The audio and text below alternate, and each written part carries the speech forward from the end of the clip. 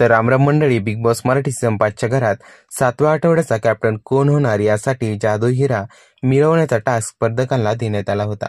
या टास्कमध्ये घरातील विविध भागांमध्ये पेटीत बंद करून हिरे आणि दगड ठेवण्यात आले होते. बजर वाजवल्यानंतर जो सदस्य सर्वात आधी हिरा उचलेल त्याला जादुई खोलीत जाऊन एका सदस्याला बाद करण्याची संधी मिळणार होती. या दरम्यान आर्याने रागाच्या भरात निक्कीच्या कानाखाली वाजवण्याची घटना बिग बॉसच्या या टास्कमध्ये घडली आहे. निक्की म्हणते, बिग बॉस, आर्याने मला मारले हे मी तथापि सहन करून घेणार नाही, असं जोरजोरात आरडाओरडा करत आणि रडत सर्वांना ती सांगत होती. एकीकडे निक्कीचा गोंधळ सुरू असताना आर्या अंकिताला सांगते, मला या गोष्टीचा काहीच फरक पडत नाहीये, होऊ दे काय होतंय ते, गेली तर गेली घरी, असं म्हणत असल्याचे या प्रोमोमध्ये आपल्याला पाहायला भेटत आहे.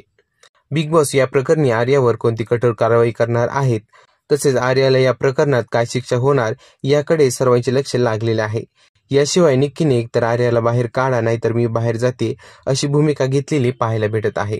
आता पाहूया बिग बॉसच्या घरातून आर्या बाहेर जाते की निक्की.